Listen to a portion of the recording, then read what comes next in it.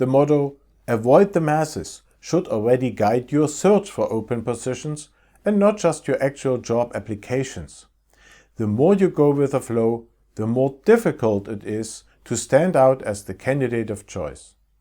Therefore, all places with job listings that a large number of job seekers have access to, especially the ones on the internet, should only be considered with care. Even a lot of those open positions get actually filled with candidates who have never applied to the public job ad. So you better be this person yourself, which is what I'm going to cover in this short podcast episode. Hello and welcome to my podcast channel. I'm Michael Kaiser. I work as an international career coach and I help managers and specialists get the job they want with a new employer abroad.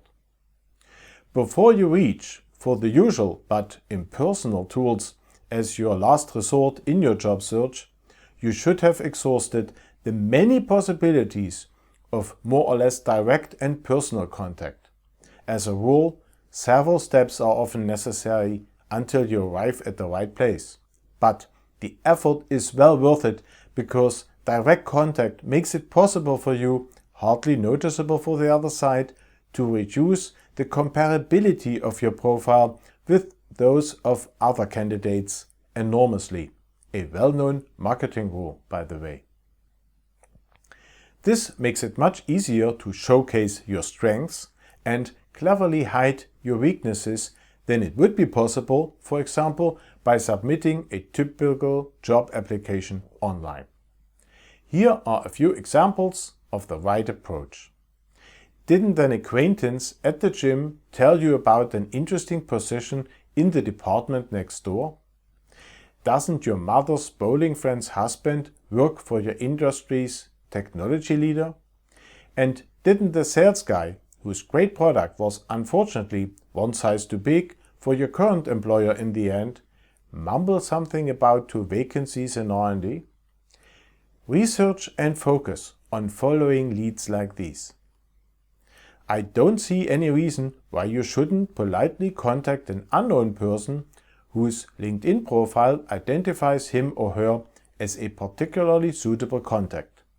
This can also be a regular or former employee, which is in many cases even the better option for a first contact.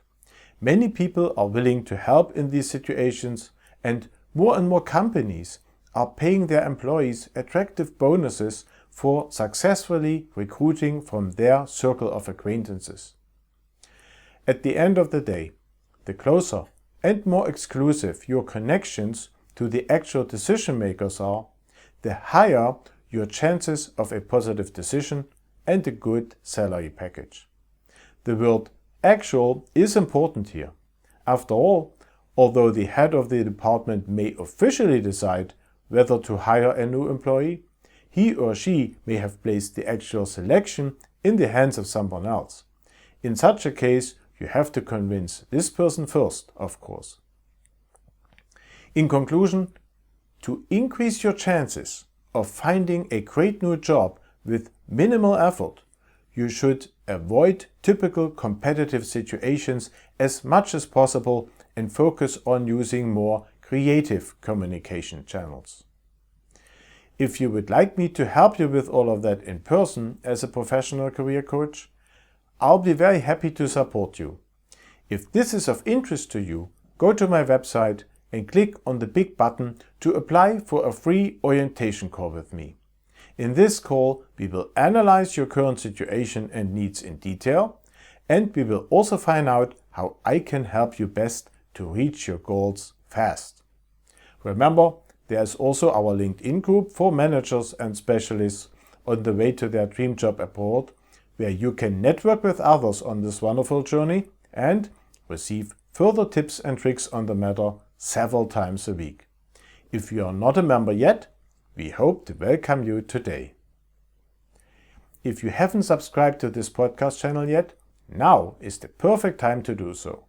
Make sure to also activate the bell in order not to miss out on any new episodes in the future. I'd appreciate it a lot if you leave me a like, as this helps others to discover this channel as well. And please leave me a comment with your thoughts, questions and suggestions for future episodes. That's it for today. As always, I wish you the very best for your job search abroad, and I'll be back here very soon.